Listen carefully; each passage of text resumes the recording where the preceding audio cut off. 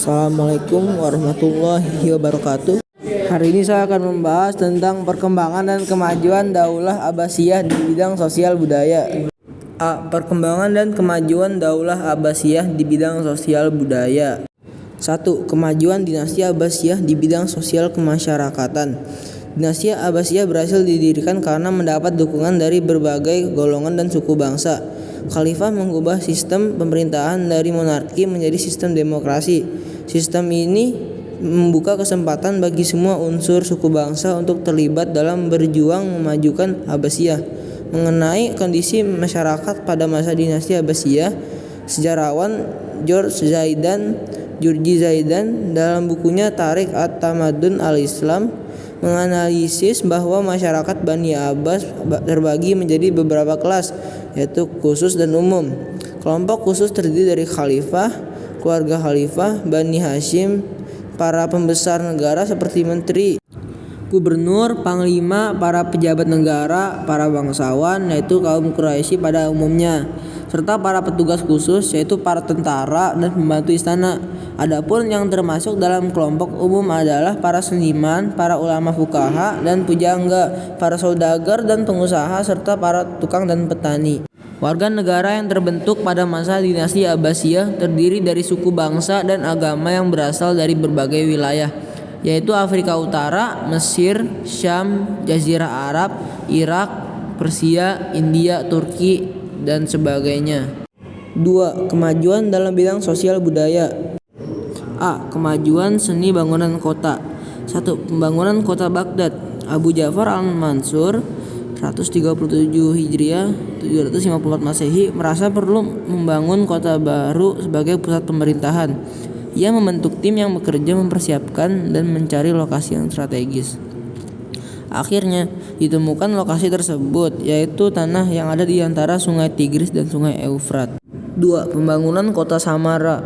Melihat perkembangan kota Baghdad yang sudah menjadi kota internasional, pusat perdagangan, pusat pemerintahan, dan pusat peradaban, maka atas saran para ahli, Khalifah Al-Mutasim Billah merencanakan pembangunan kota baru lagi di luar Baghdad, tepatnya di sebelah timur Sungai Tigris, sekitar 60 km dari Baghdad. Kota ini dibangun pada tahun 221 Hijriah dan diberi nama dengan Samara, yang artinya mempesona setiap orang yang memandangnya, atau senang bagi orang yang memandangnya. B. Kemajuan dalam bidang ekonomi. Pada masa dinasti Abbasiyah, perekonomian negara meningkat tajam. Hal ini disebabkan ketertiban dalam administrasi keuangan dan dalam pengelolaan keuangan negara. Para khalifah memandang bahwa sektor ekonomi menjadi tulang punggung pembangunan nasional. Oleh karena itu, untuk mendukung pendapatan negara, pemerintah memprioritaskan pembangunan sektor-sektor pertanian, perindustrian, dan perdagangan. 1. Sektor pertanian. Para khalifah dinasti Abbasiyah menyadari betul bahwa sebagian besar rakyat berpenghidupan sebagai petani. Oleh karena itu, di sektor ini pemerintah dan para pejabat memberi perhatian yang besar. 2. Sektor perindustrian. Para khalifah juga meningkatkan perekonomian melalui sektor industri, yaitu dengan usaha menggali sumber daya alam berupa tambang yang memberikan peluang yang banyak bagi para pengrajin emas, perak, tembaga, seng, dan besi. 3. Sektor perdagangan. Upaya meningkatkan ekonomi masyarakat tidak dapat dipisahkan dari sektor perdagangan. Untuk itu, pemerintah dinasti Abbasiyah melakukan usaha-usaha di bidang perdagangan, diantaranya membangun pasar-pasar dan pertokoan di berbagai wilayah kekuasaan Abbasiyah, membangun armada-armada laut dan darat sebagai sarana transportasi yang lebih aman. 3. Kemajuan dalam bidang ilmu pengetahuan. Pada masa ini, pendidikan dasar dilaksanakan di masjid-masjid dengan menjadikan Al-Quran sebagai bahan rujukan wajib.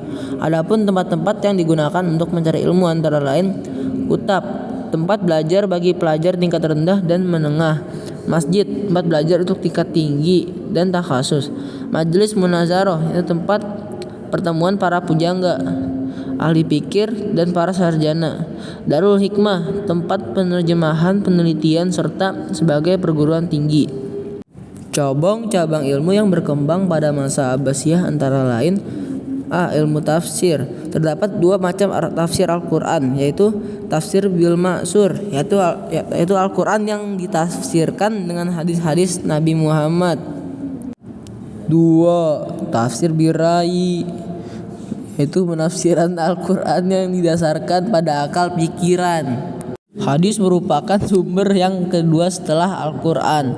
Pada masa dinasti Abbasiyah muncul para ahli hadis yang masyhur antara lain 1. Imam Bukhari, 2. Imam Muslim, 3. Ibnu Majah, 4. Abu Dawud, 5. Imam Tirmizi, 6. Imam Nasai. D. Ilmu adalah ilmu syariat yang inti ajarannya adalah menjauhkan diri dari segala kesenangan dan perhiasan dunia dalam rangka mendekati diri kepada Allah. Di antara ulama ahli tasawuf pada masa ini adalah 1. Al-Qushairi, 2. Syihabuddin, 3. Imam Ghazali. D. Ilmu fikih. Para ahli fikih yang terkenal antara lain Imam Abu Hanifah, Imam Malik, Imam Syafi'i, Imam Ahmad bin Hambal. Sekian dari saya.